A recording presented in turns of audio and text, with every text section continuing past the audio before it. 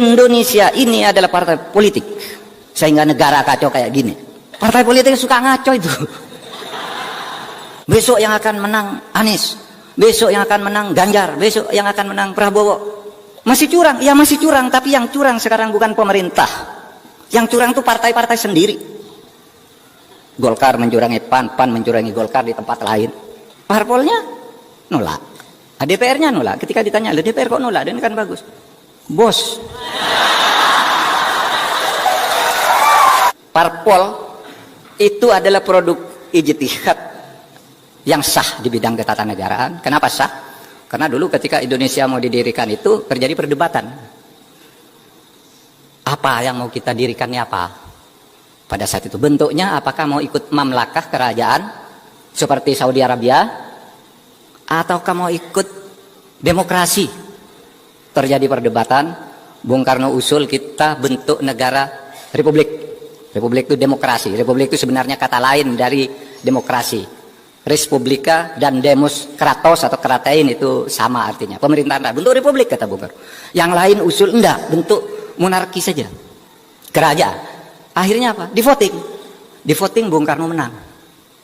Dari 62 anggota BPUPK, 55 orang dukung Bung Karno bikin negara republik. 6 orang dukung yang membuat kerajaan aja lebih bagus, lebih solid, lebih teratur, sehingga semua keputusan langsung dilakukan oleh raja, tidak usah ribut-ribut. 1 orang abstain. Itu keputusan sidang BPUPK Dokuritsu Sumbicho Sakai pada tanggal 10 Juli tahun 1945, 10 sampai 16 sidangnya. Nah, jadi menang nih demokrasi. Nah, kalau begitu demokrasi sudah menang sebagai produk perdebatan, itulah yang disebut produk ijtihad. Di dalam Islam itu disebut ijma' sukuti. Kesepakatan para ulama. Ya secara diam, tidak usah harus bilang iya, diam aja itu sudah sepakat, artinya ijma' sukuti. Karena pada waktu itu Islam sudah diwakili oleh Bagus Hadikusumo dari Muhammadiyah, Nasir, Kahar Musakir, Mas Mansur, NU-nya ada Hasyim Asy'ari, ada Wahid Hasim, ada Kiai Maskur.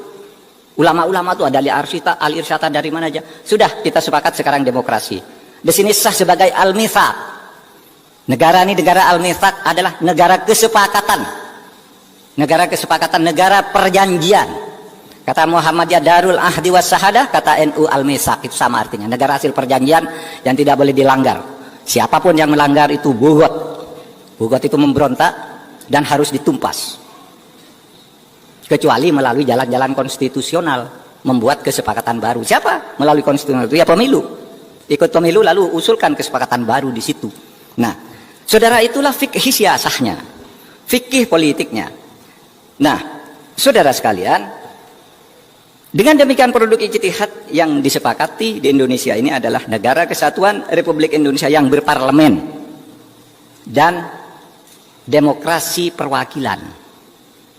Disitulah kemudian muncul harus ada parpol, partai politik. Nah, kalau diurut fikih siasahnya seperti itu. Nah, sekarang oleh sebab itu sejak Indonesia merdeka lalu apa? Karena ini negara demokrasi harus ada pemilu. Ya, ditulis di situ dalam waktu 6 bulan di Undang-Undang Dasar aturan tambahan ditulis begini, dalam waktu 6 bulan setelah Perang Asia Timur Raya diselenggarakan pemilihan umum untuk memilih anggota DPR, MPR, Dewan Pertimbangan Agung, MPR, DPR, Dewan Pertimbangan Agung, dan lain-lain lembaga negara lah. Pokoknya 6 bulan waktu itu. Karena apa? Karena ini negara demokrasi, harus ada pemilu. Nah, berdasar itu, lalu pada tanggal 3 November,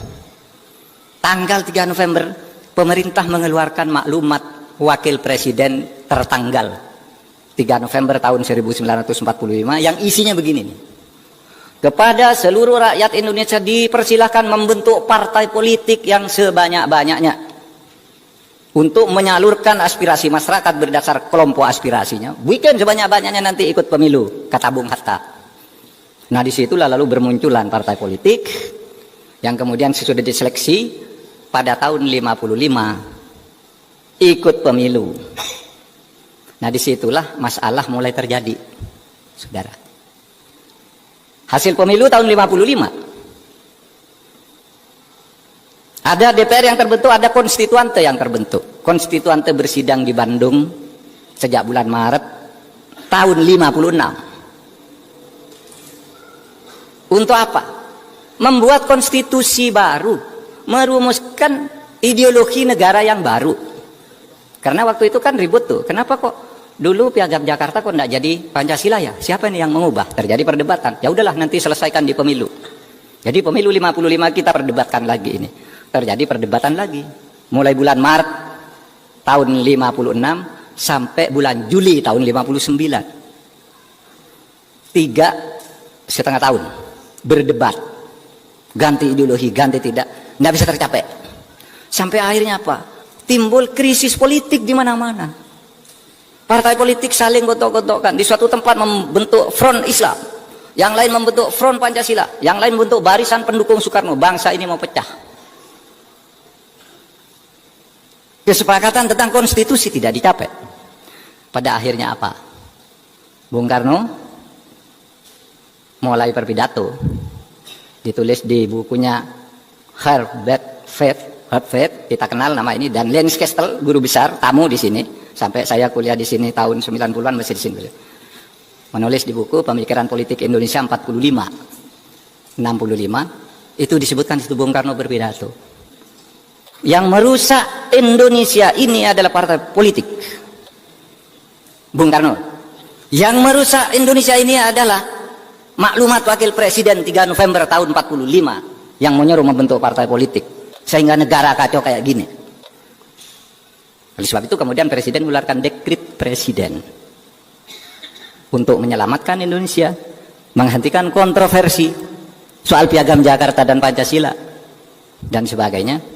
Maka Bung Karno menyatakan membubarkan konstituante, membentuk MPRS, DPRS dan DPAS, dan kembali ke Undang-Undang Dasar 1945. Nah, di situ timbul kontroversi sudah mulai terhadap partai politik ini. Saudara, waktu itu kita agak marah kali ya. Waktu membaca sejarah itu, kok begitu ya Bung Karno ini? Partai politik hasil pemilu dibubarkan. Yang berhak memberlakukan undang-undang dasar bukan presiden, itu seharusnya konstituante. Lalu ditulis di sejarah ketatanegaraan kita, Bung Karno melanggar konstitusi sehingga dijatuhkan pada tahun 66. Tapi saudara, kalau saudara lihat kehidupan partai politik sekarang ini, rasanya Bung Karno benar. Partai politik suka ngaco itu. Ya kan, itu yang dilakukan oleh Bung Karno. Lalu kalau enggak, negara ini pecah. Dulu kita maki-maki Bung Karno setiap penatanan P4, demokrasi terpimpin ini salah. Lalu sesudah saya jadi menteri ini tahu, oh iya ya, Bung Karno enggak salah kalau dibiarin kayak gini, enggak dilawan, enggak ditreatment dengan tegas, negara ini bisa hancur, saudara. Kalau zaman Bung Karno dulu kehancurannya mungkin pertentangan ideologi, sekarang bisa karena persoalan korupsi dan ketidakadilan. Nah, itulah sebabnya saya katakan, saudara sekalian, jadi kita ini, saudara sekalian, mempunyai negara demokrasi di mana partai politik itu merupakan salah satu instrumen penting. Itulah sebabnya zaman Pak Harto itu partai politik yang zaman Bung Karno yang ikut banyak sekali sampai perorangan ikut ini ikut. Zaman Pak Harto dijadikan 10 aja yang boleh ikut. Pemilu pertama tahun 71, saudara yang sudah ada di tahun 71 ingat ada 10 partai politik. Tapi tahun 73 oleh Pak Harto disederhanakan, 3 aja biar enggak ribut-ribut. Ternyata lalu kemudian 3 partai ini dikooptasi. Dikooptasi oleh kekuatan politik Orde Baru. Sehingga di situ terjadi KKN, korupsi, kolusi dan nepotisme yang akumulatif. Apa akhirnya? Pak Harto dijatuhkan juga. Tidak ikut ketentuan undang-undang dasar. Demokrasi zaman Pak Harto itu demokrasi formal berjalan. Setiap 5 tahun ada pemilu. Pemilunya ya direkayasa, tidak pakai survei, saudara, udah pemenangnya udah tahu. Ya. Kalau sekarang ini kan asik nih, asik saudara, jangan salahkan situasi sekarang ini survei. Besok yang akan menang Anies, besok yang akan menang Ganjar, besok yang akan menang Prabowo. Tidak apa-apa. Survei dulu tidak boleh. Besok yang akan menang harus Pak Harto, harus Golkar kalau dulu. Udah diatur semua partainya, makanya dulu ada ABG, ABRI, birokrasi, Golkar. Itu yang menentukan pemenang. Saya kemarin cerita di PDIP. Begini, saya bilang, itu ada kejadian lucu tuh. Menurut Undang-Undang Susduk MPR, DPR, dan DPRD, susunan kedudukan MPR, DPR, dan DPRD di tahun 1997 disebutkan bahwa DPR terdiri dari 11 fraksi.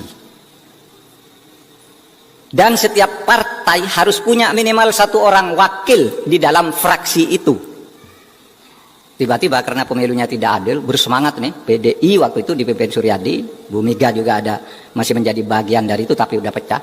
PDI dikerjain. Apa? Di Sumatera Utara ternyata PDI hanya dapat 10 kursi.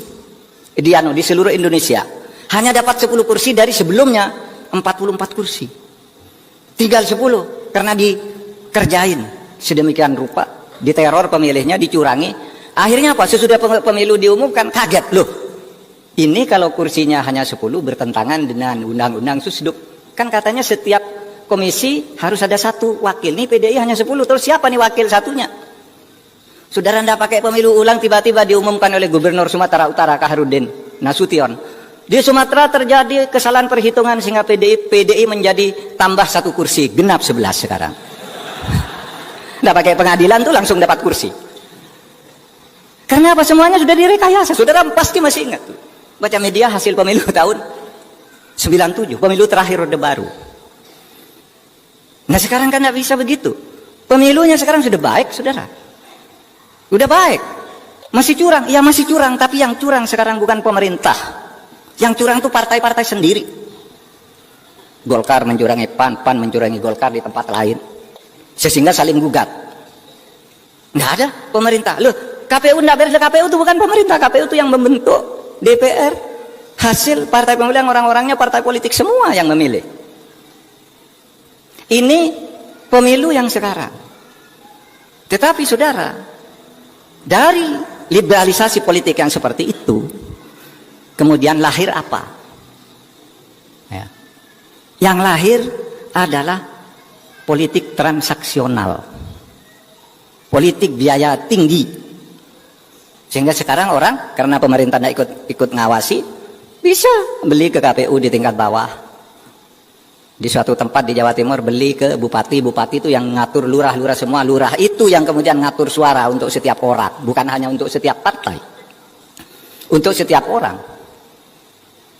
Sehingga misalnya orang Papua bisa aja kalau dengan lurah, kenal dengan lurah itu menjadi wakil dari Jawa Timur karena suaranya bisa diatur sekarang. Nah ini pilihan politik kita ini sudah benar apa tidak? Ini persoalannya. Kalau mau membongkar pembongkaran partai politik, gimana nih cara membongkarnya? Apa ngubah sistem pemilunya? Atau apa? Sehingga sekarang ini, saya kemarin bicara kok susah ya mengajukan aspirasi-aspirasi yang baik bagi pembangunan hukum, tetapi selalu gagal di DPR. Lalu siapa ini yang salah? Ini zaman Bung Karno tuh undang-undang, wah hebat loh, banyak lahir. Setiap ada aspirasi rakyat, undang-undang dibuat undang-undang. Zaman Pak Harto juga lumayan. Nah sekarang ini undang-undang penting, nggak bisa lahir. Parpolnya nolak, DPR-nya nolak. Ketika ditanya, DPR kok nolak? Dan kan bagus, bos.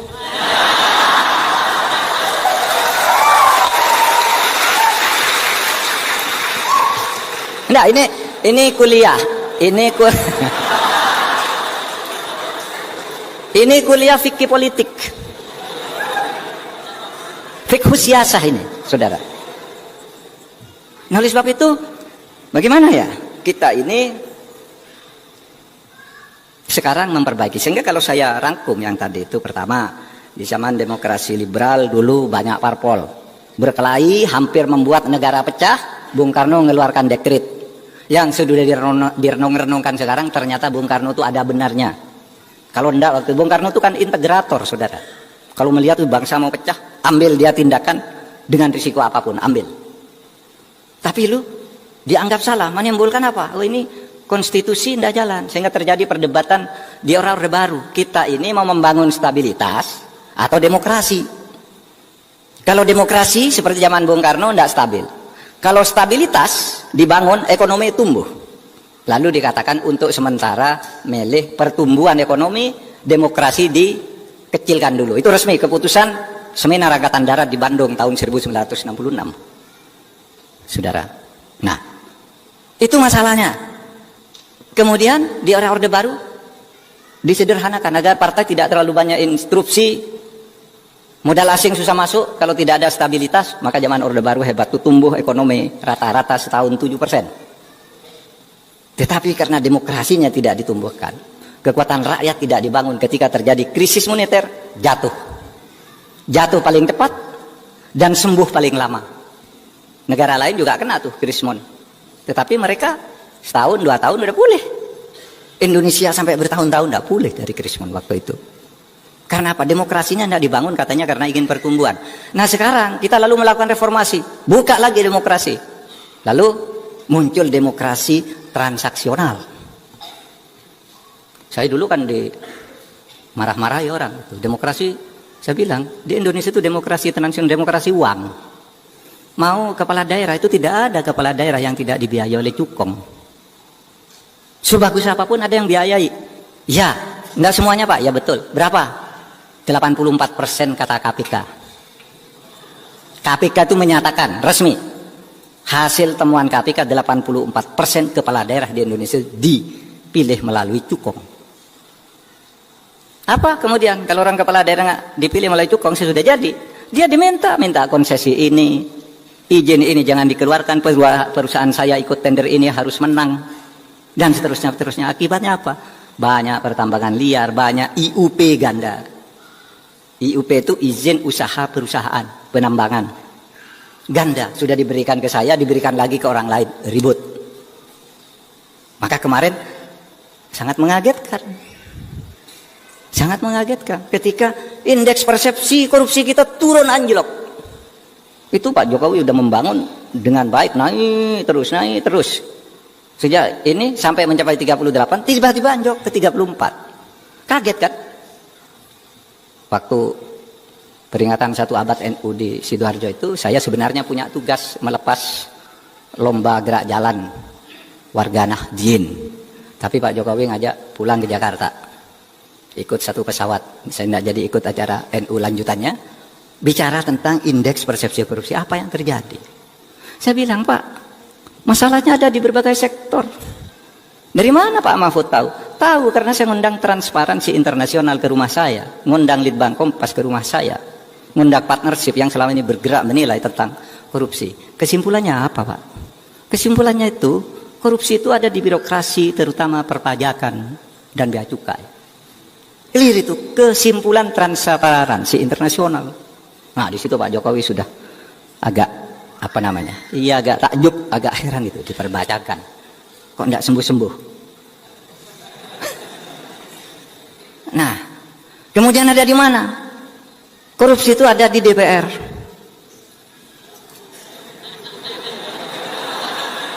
Apa bentuknya di DPR itu? Ya bentuknya konflik of interest. Anggota DPR ada yang merangkap perusahaan ini, perusahaan itu. Lalu ketika menyusun anggaran, itu proyek ikut nitip. Ada lagi berfungsi ganda, konflik of interest. Menjadi lawyer kemudian ikut ngurus perkara orang.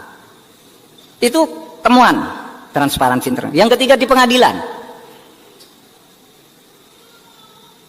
Kasus-kasus sudah dibayar. Ada Pak, ada, itu sudah ditangkap tuh. Di Mahkamah Agung ini ada 4 hakim agung ditangkap sekarang. Bayar. Perkaranya udah jatuh. Kan perkara udah dijatuhkan itu enggak bisa diubah. Saudara. Hakimnya aja ditangkap. Itu katanya di Mahkamah Agung. Dan itu internasional, saudara. Investor-investor asing yang memberitahu itu. Pak, kalau kami urusan tuh harus ke DPR, bayar sekian. Pajaknya kena sekian. Dinego, sesudah ini ditawar begini. Sudah kami mau bayar pajak penuh. Tapi diminta, udah turun aja, tapi sisanya dibagi. Udah tahu semua catatannya, saudara. Sehingga wah, kok tidak sembuh-sembuh ya? Gitu yang muncul. Ini yang harus kita perbaiki di dalam ketatanegaraan kita, yang pada sore hari ini kita bicara tentang parpol. Ya. Nah, saudara sekalian, kalau kita teliti lebih lanjut, reformasi di awal periode era reformasi itu kan kehidupan partai politik itu bagus banget.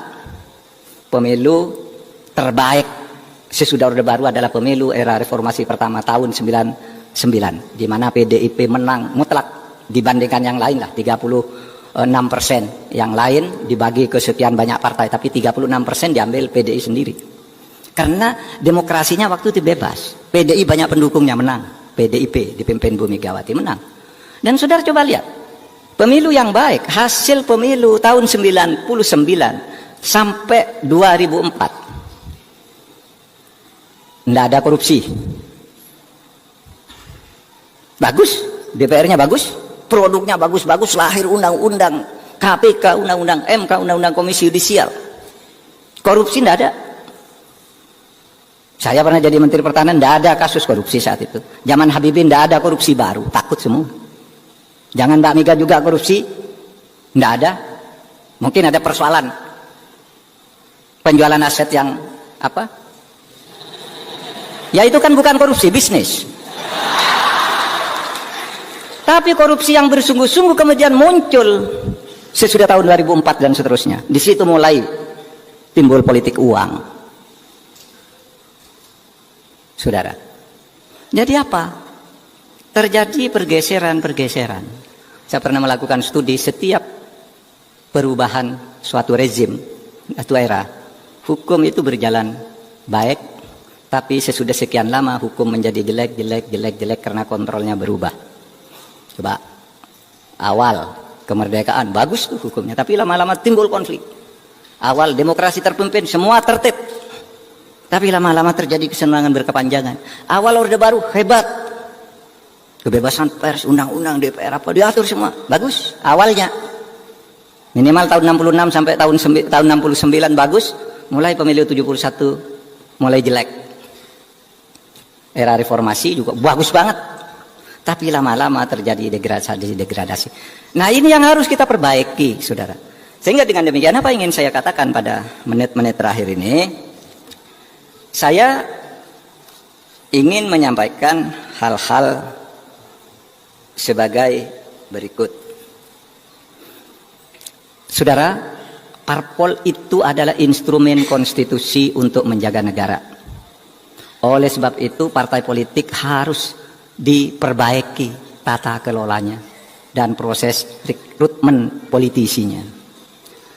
Banyak orang mengatakan sekarang di medsos, bubarkan DPR, bubarkan parpol. Saudara, itu adalah pilihan yang sangat jelek. Saya ingin tegaskan, daripada tidak ada DPR, daripada tidak ada parpol, lebih baik kita hidup bernegara ini mempunyai DPR dan mempunyai parpol meskipun jelek. Iya, begini saudara. Kalau negara berubah ke monarki, potensi kesewenang-wenangan di dalam negara apapun, kalau monarki itu potensi kesewenang-wenangannya besar, sementara masyarakat tidak punya peluang untuk mengontrol. Di dalam sejarah kebangunan khilafah Islam, itu pelanggaran dan kesewenang-wenangan luar biasa banyak terjadi. Pembunuhan terhadap ulama-ulama itu terjadi di khilafah Islam karena beda pandangan politik, memberi fatwa yang berbeda. Imam Hambali yang kita ikuti ajaran fikihnya sampai sekarang dipenjara, dianiaya karena beda pendapat dengan khalifah. Dan tidak ada yang berani ngontrol. Tetapi coba kalau demokrasi meskipun partainya jelek, bisa dia punya pulang konstitusi mengatakan partai gitu. Dalam situasi tertentu partai meskipun jeleknya bisa dipakai untuk memperbaiki negara. DPR harus ada untuk menyelesaikan masalah. Oleh sebab itu jangan berpikir dalam situasi sekarang udahlah berubah negara kita jangan menjadi demokrasi, tidak boleh. Harus tetap demokrasi. Pilihannya partai dan DPR harus diperbaiki bersama-sama, saudara. Ya. Nah, yang kedua, partai politik dalam ide kita itu dibangun untuk salah satunya adalah rekrutmen kepemimpinan bangsa. Oleh sebab itu partai politik itu harus ada, tetapi harus bersaing untuk memilih pemimpin yang benar, memilih wakil rakyat yang benar. Itu. Jadi partai politik itu bukan untuk saling meniadakan, saling membutuhkan, saling membunuh. Saya calonkan ini, kalau ini kalah lalu pecah gitu. Nggak boleh. Yang menangnya harus diterima sebagai produk persaingan yang fair di dalam kita bernegara. Jadi bukan saling memfitnah, saling membantai. Sudahlah, sayang kalau memang pilihanmu yang menang dipilih oleh rakyat, kita akui bersama. Anda mau bergabung boleh, beroposisi juga boleh, tapi oposisi itu ada batas-batas konstitusionalnya juga. Yang penting partai sehat, parlemen sehat. Saudara. Dan yang terakhir, saudara, tidak ada partai politik itu yang jelek benar, tidak ada partai politik itu yang baik benar. Di partai apapun ada orang baiknya, tapi di partai apapun juga ada koruptornya. Oleh sebab itu, ini yang harus diperbaiki. Dan bagi kaum muslimin, ya, karena partai politik itu sama fungsinya adalah untuk memperbaiki, dan tidak ada kebaikan mutlak di satu partai, tidak ada kejelekan mutlak di satu partai, maka kita ini umat Islam itu boleh memilih partai apa saja asal niatnya ingin memperbaiki negara. Saudara, milih PDIP tidak haram, milih Golkar tidak wajib, milih PAN tidak sunnah juga. Pilih sesukamu, tetapi kemudian bertemulah di dalam apa yang disebut kalimatun sawa. Kalimatun sawa itu apa? Visi yang sama. Partai apapun ingin negara ini baik. Nah, di situ kita ketemu. Meskipun kamu masuk Demokrat, masuk PDI, masuk apa, enggak apa-apa, tapi kita punya visi yang sama dengan cara dan pintu yang berbeda. Saya tutup ini dengan satu ayat. Kisah Nabi Yakub ketika suatu saat anak-anaknya tertangkap di Mesir oleh aparat penegak hukum raja Mesir, yaitu Yusuf. Anak-anaknya Yakub datang ke Mesir minta jatah karena waktu sedang terjadi pacaklik, lalu diangkat oleh Nabi Yusuf, panggil tuh orang-orang tuh ke situ. Kata Nabi Yusuf melihat saudaranya dipanggil, ditanya, katanya, kamu dari mana? Saya dari Kanaan. Siapa ayahmu? Yakub, Nabi Yakub, itu ayahnya sang raja ini sendiri. Terus saudaramu selain kamu siapa? Yang selain saya masih ada satu anak kandung saudara kami, yaitu Bunyamin. Bunyamin tidak ikut ke sini karena menemani ayah saya yang sekarang ini buta karena menangis terus sejak anaknya Yusuf hilang karena dibuang ke sumur itu, lalu dianggap hilang, itu nangis. Nah begini, kamu saya pulangkan, bilang ke ayahmu saya ingin ketemu Bunyamin, bawa ke sini Bunyamin. Terus apa? Anak-anak itu minta ke ayahnya, Yakub tidak boleh, saya tidak izinkan Bunyamin dibawa menghadap Raja Mesir. Kenapa? Saya khawatir terjadi seperti Yusuf kalau kamu yang bawa. Kenapa? Dulu Yusuf katanya akan kamu jaga, ternyata hilang, tenggelam di sumur. Sekarang kamu bawa Bunyamin lagi, tidak boleh. Kata Yakub, Abah katanya, ini raja yang minta, ada perlu, dan ini menyangkut juga kebutuhan-kebutuhan kita, kebutuhan ekonomi masyarakat kita di Kanaan ini. Kami harus bawa adik Bunyamin ini. Baik, kalau gitu kamu bersumpah bahwa kamu akan melindungi Bunyamin sampai ketemu Raja Yusuf, lalu kembali lagi ke saya. Bersumpah mereka. Lalu apa yang dikatakan oleh Yakub? Ini bunyinya. Wa qala ya bunayya ya baniya la tadkhulu min babin wahidin wadkhulu min abwabin mutafarriqah. Hai anak-anakku, kalau kamu mau masuk ke istana, kamu harus masuk dari pintu yang berbeda. Jangan masuk di satu pintu, pas ketemu pas pampres yang galak kamu diusir habis. Gitu kan?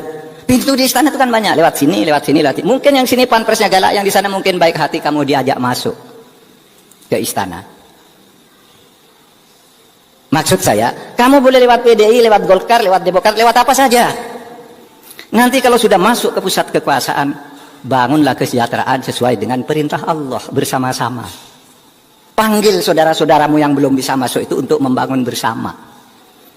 Sehingga saudara jangan bermusuhan karena partai, karena beda calon presiden, apa enggak usah bermusuhan, pilih ya pilih.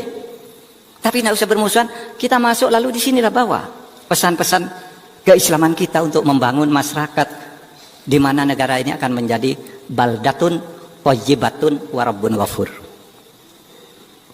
Nah, kalau gitu hidup bernegara itu enak, enggak usah bermusuhan, kamu tidak Islam, kamu suku ini, enggak ada.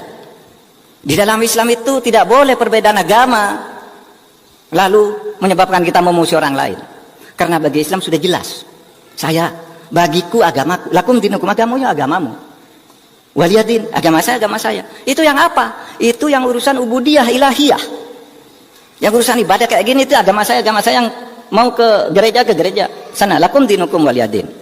Tetapi di dalam hal-hal membangun negara ada yang di luar lakum dinukum waliyadin ini, yaitu muamalah. Nah, di dalam muamalah ini kita ketemu kalimatun sawa.